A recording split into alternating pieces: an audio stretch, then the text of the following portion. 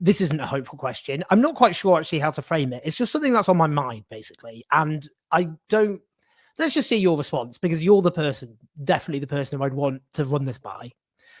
You're as far from Gaza now. I'm in central London. You're as far from Gaza as I am from, for those familiar with Britain, Reading, Chelmsford, Southend-on-Sea, places which are extremely close in my mind. They're culturally, these are commuter towns. These are people commute to London every single day from these places. And I can't think of any example in history where you have this tiny strip of land, Gaza, the size of East London, for those who don't know. I think people often aren't aware of just how small Gaza is, which is this apocalyptic wasteland raised from the face of the earth, a different color and texture now when looked at from space, with most buildings destroyed or damaged severely, starving, people eating animal gruel in order to live, but people starving to death, the healthcare system gone. Basically, the apocalypse. I think if people had to kind of imagine the apocalypse, Gaza, I think, is a pretty good approximation.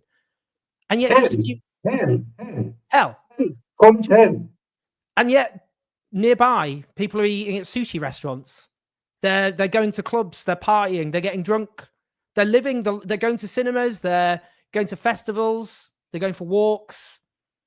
They're going to work, doing mundane jobs or not mundane jobs, whatever. They're living the life of a European. They're living the life of people just outside my window.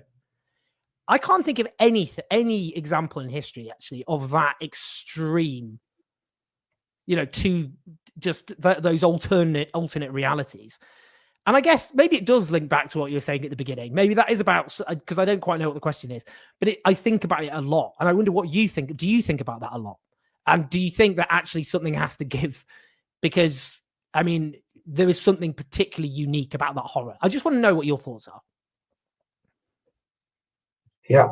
First of all, I still remember the service taxi who went every hour from Tel Aviv to Gaza. It costed 10 shekels, like £2, and it took like 1 hour drive from Jaffa to Gaza. 1 hour, 1 hour and 15 for many, many years. People went there for the shopping. People went there for repairing their cars, treating their teeth. If you ask me about one place on earth that I would like to be now, it would be Gaza. Because my heart is invested there. For years, I went there at least once a week for years and years. And I love this piece of land. I know I can't tell it to Israelis because they think I'm out of my mind. But Gaza is so much different than the West Bank, where I still travel at least once a week. Gaza is something else, and the people of Gaza are different.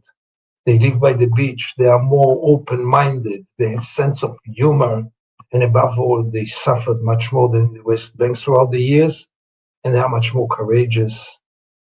And there is something in the atmosphere. I mean, only people who know Gaza will understand what I'm talking about. Now, it is 1 hour away from here. I remember times that I used to come back from there and I was paralyzed at least for 1 day. I couldn't go out because also crossing the border with Gaza in times that it was possible was a trauma, a shock, because you move from one world to the other, also in better times, not only now when it's everything really like hell, like apocalypse, but also in former times.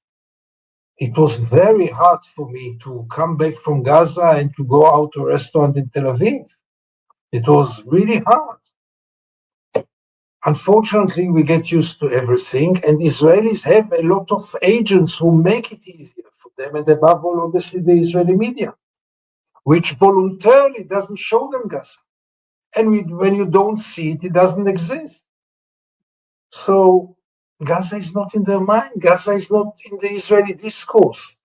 Gaza is just a big camp of terrorists that should be killed until the last baby there. This is the Israeli mindset right now. And nobody cares what's going on there.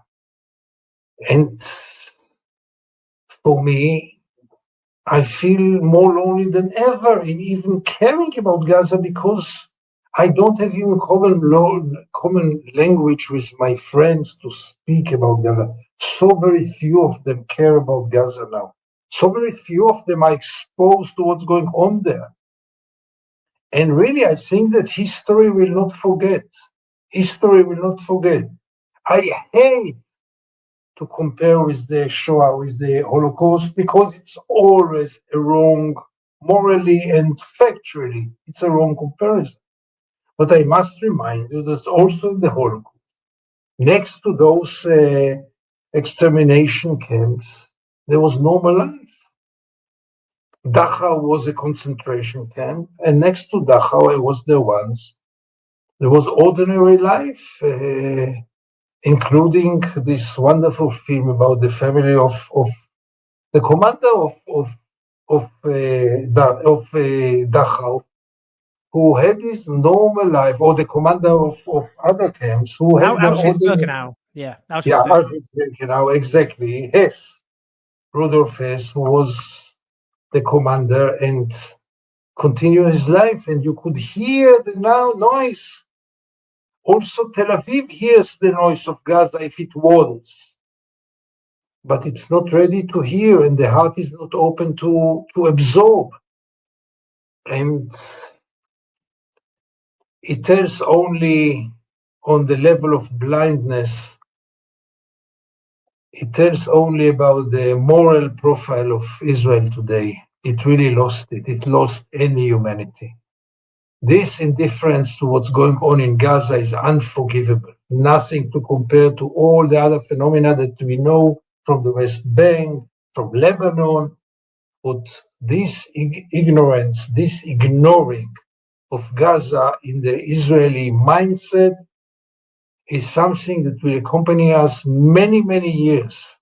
A big, heavy shadow on our moral profile. To be so indifferent to the suffer which is made by us 1 hour away from our homes, this should be unforgivable. And it is unforgivable.